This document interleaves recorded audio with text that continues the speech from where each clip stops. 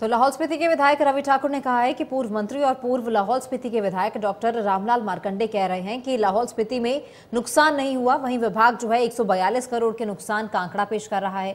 उन्होंने कहा कि डॉक्टर रामलाल जो है स्पीति की जनता को गुमराह कर रहे हैं। तहसीलदार, पटवारी, वन विभाग, कृषि विभाग, एसडीएम, एडीसी और एडीसी ने जो है यहाँ निरीक्षण किया है। खुलासा गांव में सभी लोग बेघर हो गए हैं। लाहौल स्पीति में सैकड़ों के हिसाब से भेड़ बकरियां मरी हैं। नमस्कार, मैं कामेश्वर शर्मा और आज हमारे बीच मौजूद है लाहौल स्पीति के विधायक व कांग्रेस प्रदेश अध्यक्ष आदिवासी। जाना चाहिए खासकर इस बार जिस तरीके से पूर्व मंत्री डॉक्टर रामलाल मार्कंडा कह रहे हैं कि लाहौल स्पीति में नुकसान अत्यधिक नहीं हुआ। यदि बात की जाए लाहौल स्पीति की तो इस वर्ष 122 करोड़ से अधिक का नुकसान हो चुका है, जिसकी रिपोर्ट विधायक रवि ठाकुर जी ने मुख्यमंत्री सुखविंदर सिंह सुक्खू को भी सौंपी थी। विस्तार पूर्वक चर्चा रही। जी सर, जाना चाहिए खासकर जिस तरीके से पूर्व में मंत्री रह चुके डॉक्टर रामलाल मार्कंडा कह रहे हैं कि लाहौल स्पीति में अधिक नुकसान नहीं हुआ, तो ऐसे में जमीनी स्तर में कितना नुकसान हुआ है? जो व्यक्ति 25-26 साल 27 साल से मंत्री रह रहे हो, तीन मंत्रालय हो जिनके पास, और प्रशासन के ऊपर विश्वास ना करते हो, तो ये बड़े हैरत की बात मैं इसे मानता हूँ।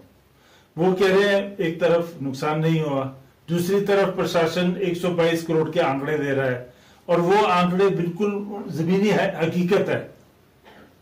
पटवारी, कामको, तहसीलदार, हमारे वन विभाग, एग्रीकल्चर, हॉर्टिकल्चर के सभी लोग गए।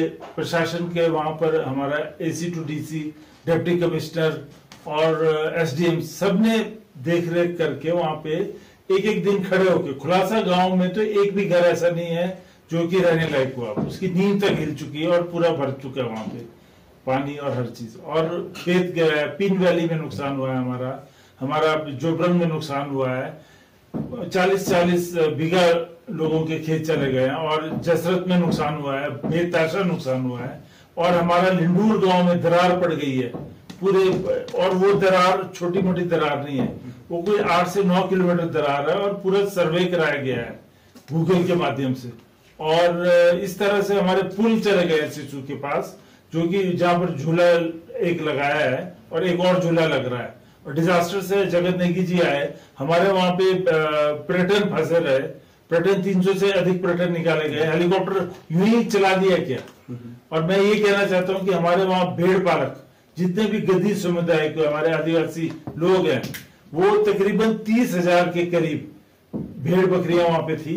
वो हमारे चाहे वो पीनून वैली घाटी में थी, चाहे वो चदरताल की तरफ थी, चाहे वो हमारे कुक्ति पास की तरफ थी, मगर थी क्योंकि वहां पे हमारे वेटनरी इसके जो कर्मचारी अधिकारी है वहां पर गए और सारा सामान उनको मुहैया कराया, दवाइयां दी वहां जाकर। और भेड़े बकरियां जिनकी तस्वीरें आई हुई है, फुटेज आई हुई है, सैकड़ों के हिसाब से मर गई थी, और उन्हें भी राहत दिया। और मैं माननीय मुख्यमंत्री जी का धन्यवाद करूंगा कि उन्होंने, अब जब जोबरंग में बाढ़ आई थी तो मैं वहां पहुंचा था, उनके खड़े फसल तो गई, उनके जितने बगीचे थे वो भी चले गए।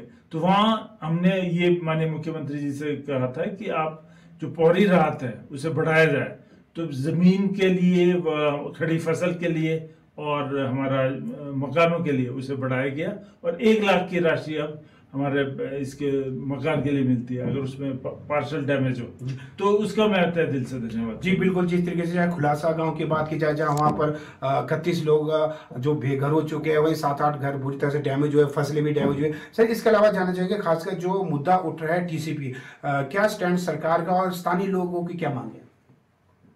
टीसीपी एक ऐसा संस्था है अर्बन डेवलपमेंट, और मैं माननीय मुख्यमंत्री जी का धन्यवाद करूंगा कि उन्होंने बड़े गंभीरता से इसे लिया, क्योंकि जगत नेगी जी आए, वो लोगों से मिले।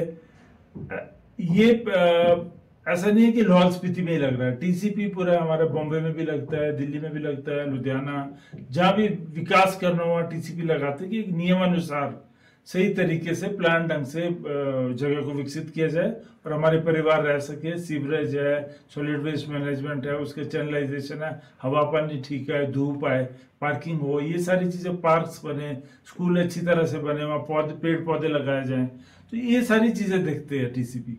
मगर हमारे लोगों का कहना है कि वहाँ की परिस्थितियां अलग है, और वहाँ पे भारी बर्फबारी होती है, और वहाँ पे अवलांचेस आते हैं, और हर जगह इस्तेमाल नहीं किया जा सकता वहाँ मकान बनाने को।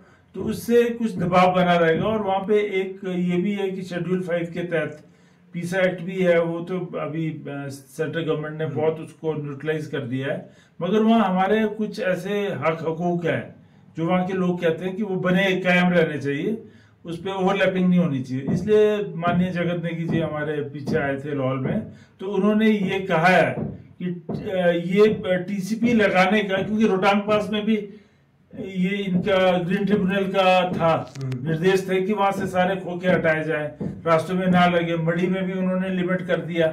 इसी तरह से लाहौल के लिए भी निर्देश है कि वहां पे भी ग्रीन ट्रिब्यूनल ने कि इसको वो चैनलाइज किया जाए, हर चीज को निरंतर में किया जाए। इसके लिए लाहौल स्पीति घाटी में अभी जगत नेगी जी ने कहा कि एक ऑल्टरनेट कोर्ट ने ये भी दिया है कि आपका पंचायती राज इसको संचालन करे। तो नियम जो है पूरे भारत में और प्रदेश में एक ही तरह का लगता है। और हाँ, रियायत इस बात पे हो सकती है संचालन पे, संचालन कौन करेगा और क्या क्या उसमें छूट दी जा सकती है। इसको हम माननीय मुख्यमंत्री जी से मेरी बात हुई थी जब जगत नेगी जी आए थे लाहौल, तो हमने बात करके लोगों को ये बताया था कि इसको निरस्त करके हम जो भी लॉ और रेगुलेशन रूल लगाएंगे वो हमारा पंचायती राज इसको चैनलाइज करेगा, और डीसी की देखरेख में या हमारे डायरेक्टर आरडी की देखरेख में इसको हम विकसित करेंगे इलाके की। कुल मिला के यही है कि जिस तरीके से टीसी का जो कार्य किया जा रहा है वो कहीं ना तो कहीं जो विकसित करने के लिए करें, और लाहौल स्पीति में भी एक सुनिश्चित व्यवस्था की जाए, उसको लेके किया जाए। जी सर, हमसे बातचीत करने के लिए आपका तहे दिल से धन्यवाद। धन्यवाद।